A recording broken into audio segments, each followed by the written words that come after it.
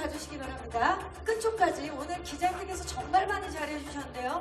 자, 이제 정면 아래쪽. 처음 출연 제의가 왔을 때 당연히 심사위원인 줄 알았습니다.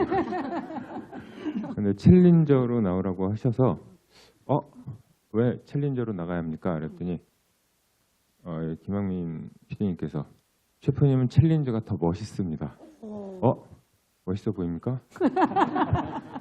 그럼 진짜 잘하는 사람 뽑아주세요.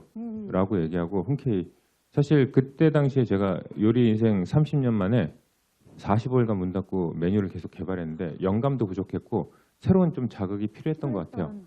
그래서 출연한다고 했고 주변에 하도 만류해서 다시 안 나간다고 했다가 또 다시 찾아와서 이렇게 해서 결국 나가게 됐는데 이걸 치르면서 제가 늘 고민하는 부분이 있습니다. 저는 요리에는 좀 뭐 노벨 기준, 오뚝 기준이라고 해서 정통을 잘 끌고 가는 기준이 있고 새로운 걸 계속 개발하는 그런 부류가 있었는데 저 같은 경우는 새로운 걸 개발하면서도 극사파 쪽에 속하거든요. 그러니까 계속 연구하고.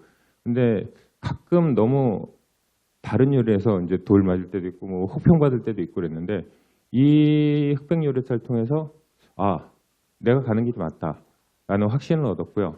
무엇보다 이제 가장 그 큰 의미는 대한민국 F&B 쪽이 되게 좀 어려울 때였는데 많은 사람들이 한국에 재밌는 것들이 너무 많아서 관심이 많았었는데 맞아요. 바깥쪽으로 그 관심을 요리 쪽으로 다시 갖고 와서 뭔가 요리사들이 좀 더 요리를 하는데 좋은 환경으로 만들어줬다는 걸 정말 감사하게 생각합니다.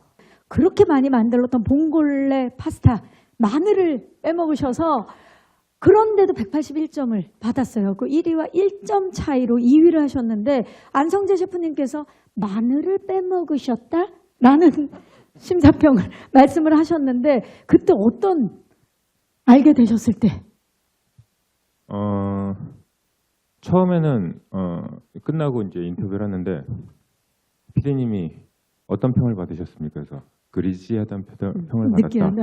근데 셰프들마다 특히 저의 요리 스타일과 정반대되는 분이 거기에 있는 요리사들 중에 안성재 셰프가 정말 반대거든요. 그래서 걱정을 했었죠. 그래서 반감도 있었어요. 어차피 길이 다르니까. 그래서 나는 그리지 않다라고 생각을 했고 그래서 정말 완벽한 봉골레다라는데 피디님이 정말 완벽한 봉골레의 레시피는 어떻게 됩니까? 먼저 오일을 두르고 마늘을 볶습니다. 그리고 조개를 그런데 머릿속에 떠오르더라고요. 마늘이 없어. 볶기라고 했더니 마늘 안 넣은 거예요. 그런 일이 왜 그날 생겼을까요? 그러니까 왜 그랬을까요?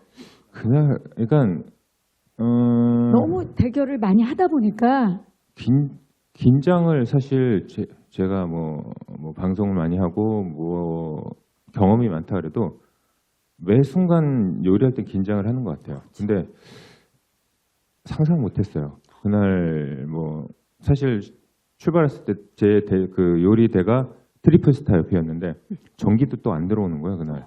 그래서 다른 자리로 옮기게 될 때 트리플 스타가 의지하고 있었는데 가지 말라고. 사실 저도 트리플 스타를 의지하고 있었거든요. 근데 그 마늘을 빼먹었습니다. 뭐 어쩔 수 없는 거예요. 이게 다 정해져 있는 거고. 네. 그러니까 보는 시청자 입장에서는 너무 놀라우면서도 일부러 이렇게 하기도 쉽지 않은데라는 생각이. 일부러 했으면 제가 3일 밤 동안 잠을 자지 않거든요. 네. 근데 누가 얘기하는데 뭐 마늘 넣었으면 뭐 일을 했다라고 얘기하는데 그건 의미가 없는 거예요. 전 마늘 넣지 않았고 마피아님이 저보다 요리를 더 잘한 게 맞습니다. 야, 두 분 뭐 원래 계획이 없었지만 두 분 악수 한번 할까요? 네.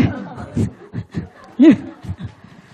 미슐랭 3스타란 어떤 의미입니까? 미슐랭 3스타라는 정의는 이렇게 돼 있더라고요. 그러니까 그 요리를 먹기 위해서 그 나라를 방문해야 되는 그런 요리예요. 사실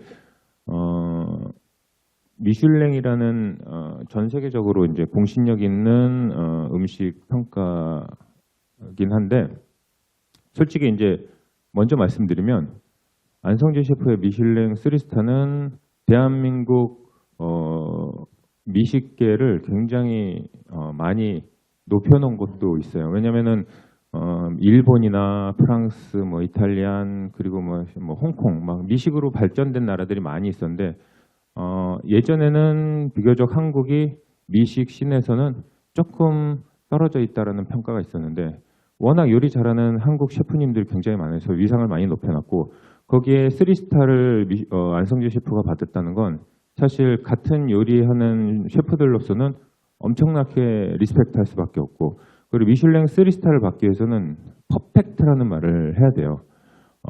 처음에 백종원 심사위원이 심사위원이라고 했을 때 제가 이제 백종원 심사위원은 발표가 돼 있었으니까 말씀을 드렸어요. 제가 같이 한식 대표 또 심사위원하고 절대 그 뭔가 제작진의 말을 절대 듣지 않고 본인 소신대로 가시는 분이고 그리고 범용성에 대한 그걸 맞춰주실 거고 근데 나중에 이제 발표되더라고요. 안성재 셰프가 저지가 됐다라고 했을 때 심사위원이 됐다고 결정이 됐을 때 또 그 제작진에게 또 뭐 얘기를 나중에 또 대화하지만 안성재 셰프 정도면 그 누구의 의견도 듣지 않고 자기 소신껏 저지를 할 것이다 라고는 했는데 한편으로는 제 입장에서 너무 걱정된 게 저랑 결이 너무 다릅니다. 스타일이 다를 수 있죠. 예. 정말 달라요. 왜냐하면 미슐랭 3스타는 퍼펙트해야 되거든요. 그래서 안성재 셰프랑 1시간 동안 막 통화한 적도 있었어요. 메뉴를 바꾸고 안 바꾸고. 왜냐하면 미슐랭 3스타는 빈틈이 있으면 안 되기 때문에 메뉴를 자주 바꾸질 않습니다. 왜냐하면 메뉴를 바꾼다는 건 새로운 리스크가 생기고 그 리스크를 커버하기 위해서 몇 개월간에 계속 요리를 또 막 만들어야 되니까.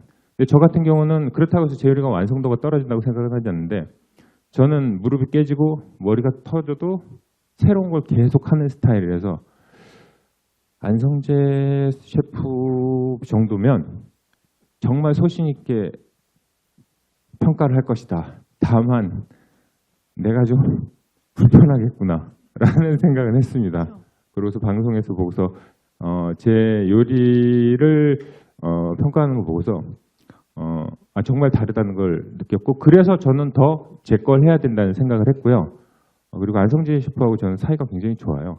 알고 근데 있습니다. 예. 추구하는 요리가 다를 뿐이지 만약에 제가 저지였고 안성재 셰프님이 챌린저였으면 요리를 정말 잘하시지만 창의력이 좀 부족하시군요. 이렇게 평가했을 수도 있어요.